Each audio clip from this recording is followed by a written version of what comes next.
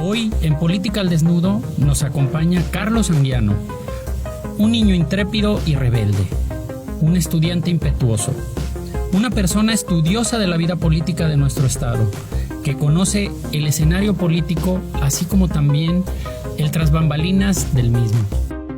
Muy buenas noches a todo nuestro auditorio de su programa Política al Desnudo. Hoy nos acompaña Carlos Anguiano, una persona que ha incursionado en la política, actualmente es comunicador, ha sido protagonista en la política, actualmente desde otra trinchera trabaja, es egresado de la UDG, es politólogo, es egresado de alguna universidad particular también, pero bueno, vamos al punto, a que nos comparta qué hay con la persona de Carlos Anguiano. Muy buenas noches, Carlos, bienvenido. ¿Qué tal? ¿Cómo les va? Muy buenas noches y saludos a ti, a tu público, al nuevo canal importante para nuestra comunidad que es Mi TV. Un gusto estar nuevamente con ustedes. Pues muchas gracias de nuevo por acompañarnos, Carlos. Bueno, como ya te había comentado previo, la esencia del programa es conocer un poco más a la persona. Eres una figura que bueno, no eres alguien que nadie conoce en nuestro estado, pero hoy nos interesa conocer un poco más ese lado sensible, esa parte de Carlos que ha habitado en el estado de Jalisco, que ha vivido aquí, que le ha tocado pues muchísimas cosas, imagino, dentro de la propia política, pero iniciamos con tu infancia, Carlos. ¿Cómo fue la infancia de Carlos en Guadalajara? ¿Cómo vivió? ¿Cómo era su familia? Compártenos un poco, por favor. Claro, mira, la verdad es que ahora sí que más sabe el diablo por viejo que por diablo. Ya después de haber vivido 50 años ya tiene uno a fuerzas algo que platicar, algo que narrar, algo que escribir. Mi infancia fue una infancia que sería ya en este momento platicarla y que la revivieran nuestros millennials, nuestros centennials, la generación Z, sería una infancia pues ahora sí que de película. Porque en esa película yo me subía al tren cuando pasaba por la vía en Avenida Inglaterra, yo jugaba en la calle y salía 2 o 3 horas y mi mamá no estaba preocupada de dónde andaba. Yo podía entrar a las casas de mis amigos y abrir el refrigerador y servirme refresco o agarrar una salchicha o comer como ellos lo podían hacer en mi casa. En ese entonces las casas tenían las puertas abiertas, las rejas bajas. Los carros se quedaban estacionados con los vidrios abajo para que no se encerrara el calor y para volver a salir pronto. A final de cuentas era una ciudad tranquila, una ciudad amable donde la gente tenía una mayor interacción social, donde la gente se conocía y platicaba. Sabías a qué se dedicaban tus vecinos y salían a platicar contigo. Los problemas de enfermedad o los duelos por pérdida de un familiar, las celebraciones de cumpleaños, pero también cuando sacabas buenas calificaciones o lograbas un ascenso laboral, eran temas de la comunidad, eran temas que se sabían y se disfrutaban en grupo. Era una infancia diferente en una Guadalajara que se fue, una Guadalajara que perdimos, una Guadalajara sociable, una ciudad amable, una ciudad donde verdaderamente la convivencia social existía y donde verdaderamente lograbas saber con quién estabas platicando, lograbas conocer a las personas, había menos miedo, había menos resistencia, no tenías tantos prejuicios. Bueno, sí, había los prejuicios de siempre, ¿no? Los del closet y otras cosas que existían antes y ahora son normales, en ese entonces no.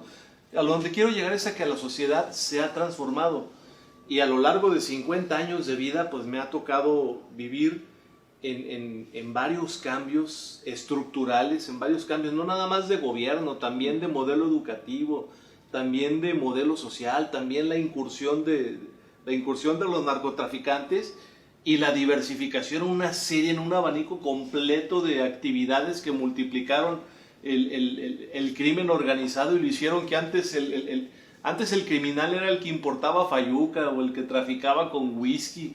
Ahora el crimen es una baraja con opciones múltiples y la verdad es que hemos perdido cosas que valían la pena de antes y que ya no tenemos como poder creer en el gobierno y respetar a la autoridad, como poder entender en un ideal de justicia que antes existía con mayor presencia en nuestras vidas y que hoy se ha ido desdibujando. Retomas algo que me llamó la atención, me jaló, Carlos. Hablas de la educación, tocas ese tema y lo remites a la sociedad, al tipo de comunidad del que ves cuando abres la puerta de tu casa, ¿no? Claro. ¿Cómo era tu vida, tus juventudes en la universidad? ¿Cómo era ser estudiante de la universidad de Guadalajara en aquellos momentos donde sí se incidían los chavos, sí se compartía, había un acercamiento mayor? Actualmente, pues en las redes sociales entran tendencias y los chavos las adoptan y luego las comparten. Esa es una perspectiva mía, pero mi pregunta va en ese sentido. ¿Cómo fue ser estudiante en tu momento, Carlos? ¿Cómo fue ser un estudiante en Guadalajara? Cuando tú eres estudiante, significa que tienes menos edad, también significa que tienes menos responsabilidades. Y la verdad es que son momentos felices donde no cometes tantos errores, o si cometes errores te los perdonan porque la juventud lo perdona todo. La verdad es que mi paso por la educación pues fue interesante. Digo, en ese entonces la educación pública era suficiente, era buena, había calidad. Ir a una escuela pública no era algo que fuera demeritante, ni era algo que te disminuyera en tus posibilidades de crecimiento profesional futuro. Igual, podías ir a un hospital público, y en ese entonces el servicio, la cobertura y la calidad de la atención era muy buena. Ese tipo de cosas que más que educación es de cultura.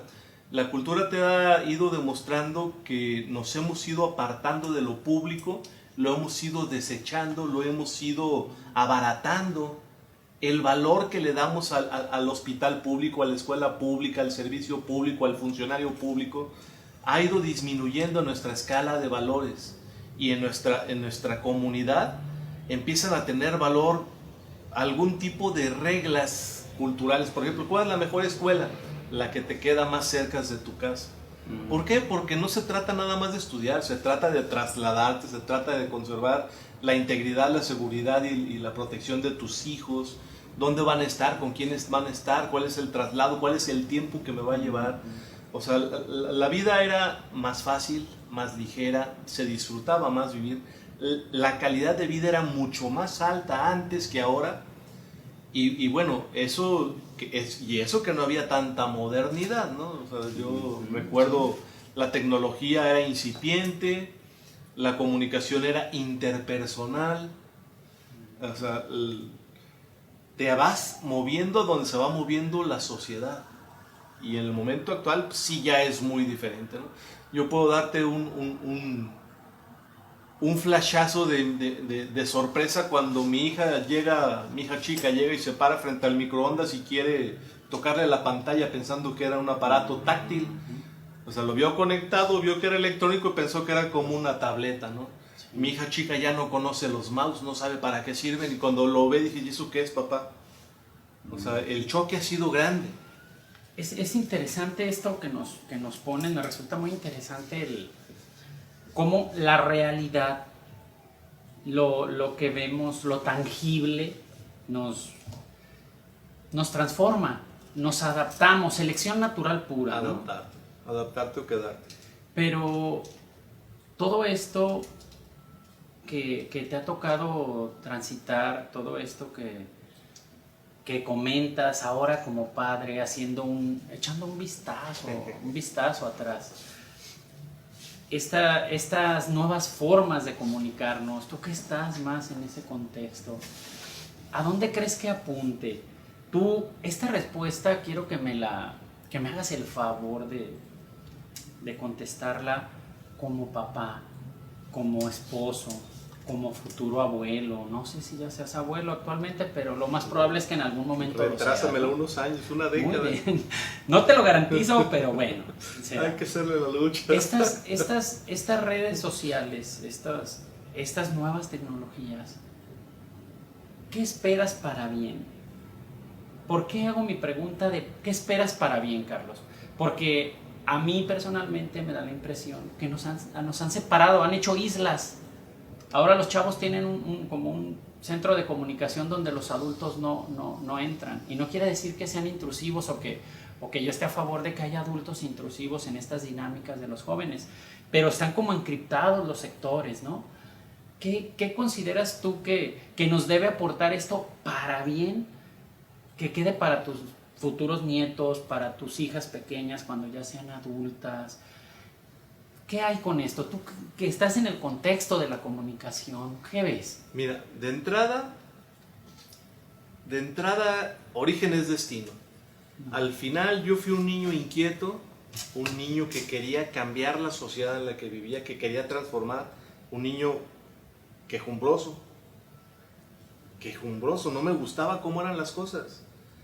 Ese niño no ha podido morir, me siguen sin gustar las cosas de nuestra sociedad actual. Desde niño intentaba cambiar las cosas, intentaba que estuvieran en un lugar mejor, acomodar, conseguir lo que faltaba. Bueno, la tecnología es un ejemplo. Una persona de 50 años, obviamente, frente a un nativo digital tienes pues ahora sí que estás en desventaja. El hecho de poder adaptarte implica que dejes la posibilidad de ser obsoleto, anacrónico, desfasado, y tengas que perseguir al cambio y subirte en él y montarte aunque no te guste. Yo recuerdo en los años 2000 se usaban unos zapatos de hocico de puerco, completamente chatos en la punta. Sí. No me gustaban. Hice todo lo que pude por no comprarlos hasta que la necesidad me alcanzó. Ya no había de otros, tuve que comprarme unos. Las corbatas hoy ya no se usan, me la puse por respeto a la teleaudiencia, por respeto al canal, por respeto a ustedes. No es algo que ya se esté usando, cada vez va más en desuso la corbata. Pero este ancho de corbata, pues para mi formación, en mi marco de referencia, este ancho era una corbata muy angosta. Me costó mucho trabajo comprar corbatas de estas. Tengo muchas corbatas de las anchitas que ya ahora ya no se usarán para nada. De hecho, que siempre queda la oportunidad de mandarlas recortar o lo que sea, pero bueno. El tema es, tienes que alcanzar el cambio o el cambio te rebasa. La tecnología es quizá donde se manifiesta más rápido la velocidad del cambio. Yo lo veo, digo, mi primer computadora no era computadora, era una máquina de escribir Olimpia, de darle con el tecla y con tu carrete de dos colores, roja y negra, y que si te equivocabas era meterle el liquid paper o meterle corrector o una de las papas. Después te fuiste al procesador de palabras, luego la 386, 486, 586, la Pentium. O sea, todo lo que hemos venido recorriendo es adaptarte o morir. Y nuestra sociedad cada vez cambia más rápido y va dejando muertos y va dejando heridos en el camino. Los que no alcanzan se quedan y es cruel, la sociedad no espera. Ahora, la verdad es que parte del por qué me metí a la política es por eso, para intentar hacer cambios en la comunidad, para intentar cambiar cómo eran las reglas que le imponían a los muchos y por qué poquitos te imponían reglas a todos los demás. ¿No? De eso... A ver, Carlos, antes de adentrarnos un poco más, ahorita nos abundas, ¿cómo entraste a la política? Un chavo de Guadalajara que anda ahí en el cotorreo, que se trepa en el tren, como muchos lo hicimos. ¿Cómo incursionas tú? O sea, ¿cómo llegas a ese espacio, a ese contexto político? ¿Te sorprende? ¿Lo prevés?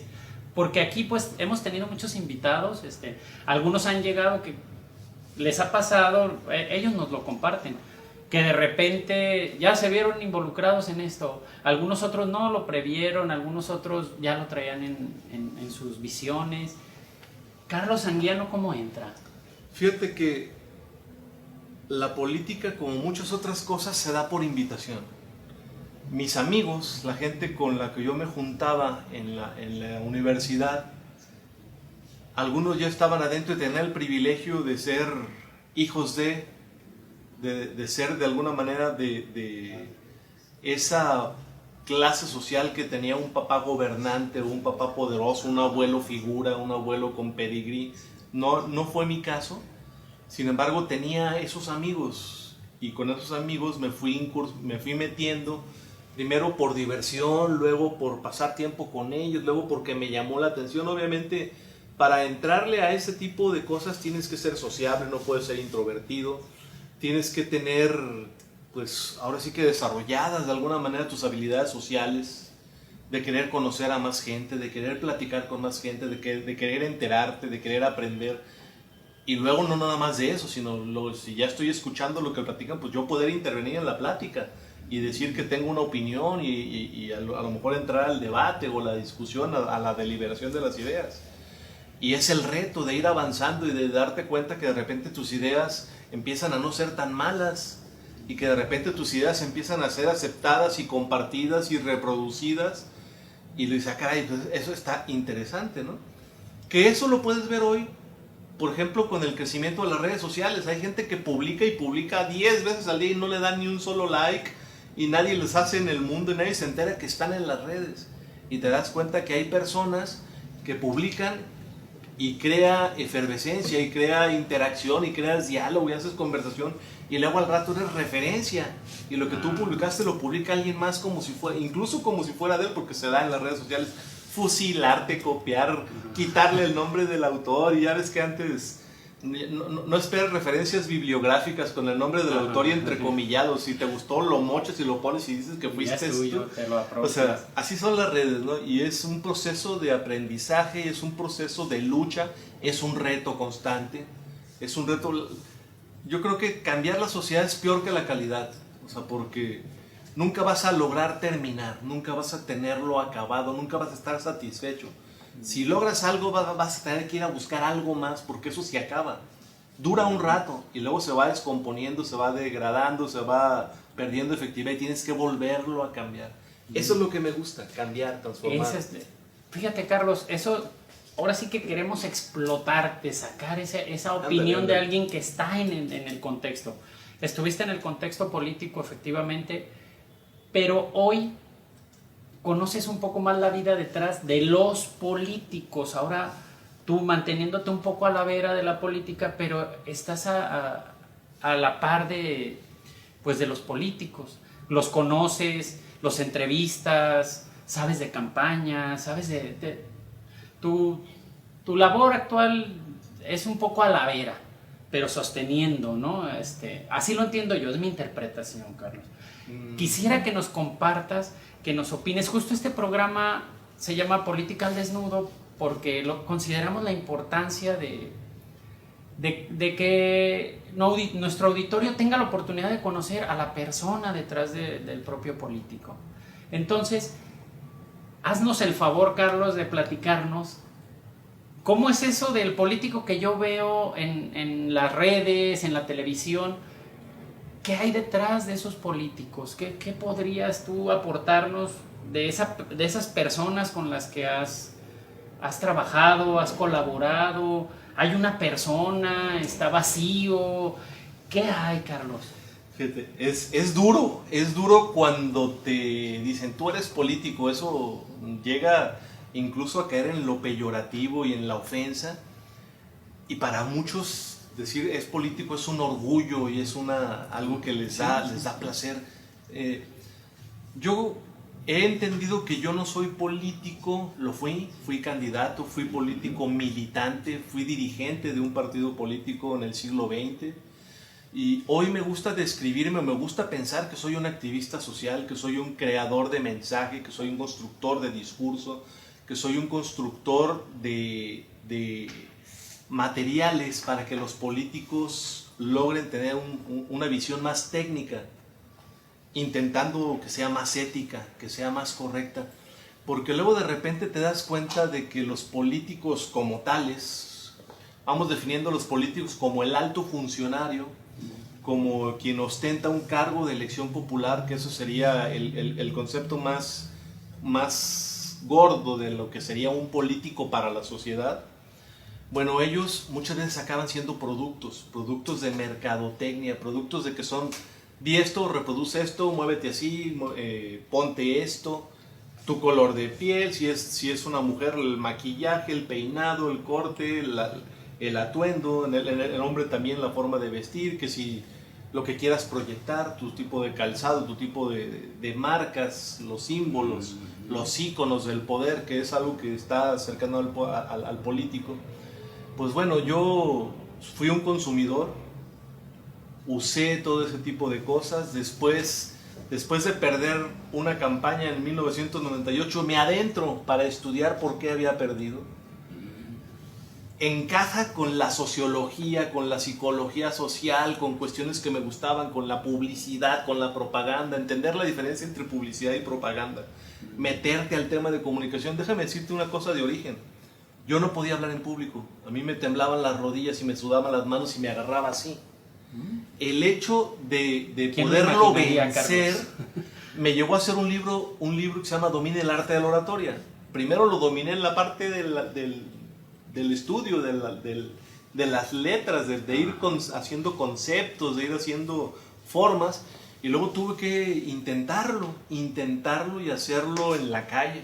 Me sirvió mucho ser maestro, enfrentar a un público completamente adverso a ti. Siempre el maestro es el malo y los alumnos hacen equipo entre ellos. Y me sirvió que mi público fuera un público feroz, mucho más jóvenes que yo, más inquietos, más rebeldes de lo que yo fui cuando yo era estudiante, y me gustó eso. Después de tener la técnica, me gustó usarlo, sacarlo a la luz, practicarlo, ejercitarlo, demostrarlo en campo. Me gusta el campo. Yo creo que hay 3 tipos de políticos. Uno es el agitador, el inquieto, el rebelde, el que se queja, el que va, el que revoluciona. Otro es el académico, el que estudia, el que lee, el que va a conceptualizaciones, el que va a las grandes teorías, la historia. Y el otro es el político de oficio, el que de alguna manera consensa teoría con práctica, que tiene el olfato, la sensibilidad, que le sale, le brota el andar haciendo la tarea y lo disfruta, verdaderamente lo disfruta. No hay muchos de esos. Realmente puedes encontrar muchos agitadores hasta de presidentes. Puedes encontrar otros que se pierden en los conceptos y creen que tienen la razón y la defienden a ultranza. Y es que lo leí y viene y el libro dice, sí, pero la vida real es diferente. O sea, yo creo que en la combinación y en el amalgamar poquito de los 3, de acuerdo a las circunstancias, de acuerdo a la ocasión, es lo que te da un gran paquete. Los políticos de hoy, nuestros diputados locales, nuestros diputados federales, el gobernador, los presidentes municipales, me parece que se han perdido en demostrar lo que quieren escuchar en base a una encuesta. ¿Cuál es el atributo deseado en el político? Y le quieren responder a eso, cuando realmente, si tú te fijas, al momento de elegir, al momento de votar, al momento de pararte frente a la urna con tu boleta, lo que te da mayor decisión es... Tú no te preguntas qué promedio sacaría en la prepa este tipo. Sí. O este tipo, ¿por qué lo corrieron de su último trabajo? O sea, no son las reflexiones. La reflexión sobre la que te vas es si es confiable, si es honesto, si se ve responsable, si se ve serio, si es sensible. Entonces, por ahí va el tema. Y yo creo que nuestros políticos, la mayoría, muchos, van jugándole al lado equivocado.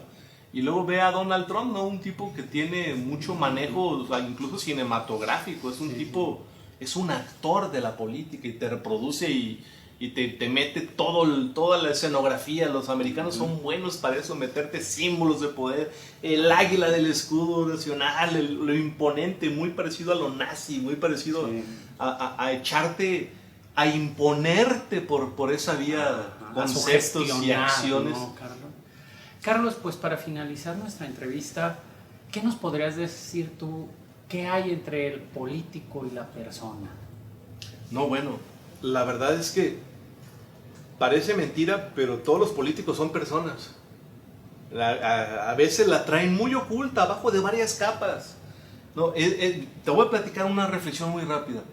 Va a ser difícil que te encuentres a un político en plenitud en mangas de camisa o en camiseta. Ellos tienden a ocultarse, se ponen las mangas largas y se ponen generalmente, aunque haga calor, saco o chamarra, aunque suden, pero el disfraz va así. Algunos le han dado por los chalecos como tendencia, pero el político intenta ocultarse. Ellos dicen, no, es que una cosa es la esfera privada y una cosa es la esfera pública. En lo público yo soy así. No debería ser así. Como tú eres en tu casa, deberías de ser en la tribuna, en el poder legislativo. Como tú educas a tus hijos, deberías de, con esos valores, esos principios, deberías de salir a ejercer tu trabajo como funcionario público. Si tú no quieres que tus hijos roben, no deberías de robar tú como funcionario.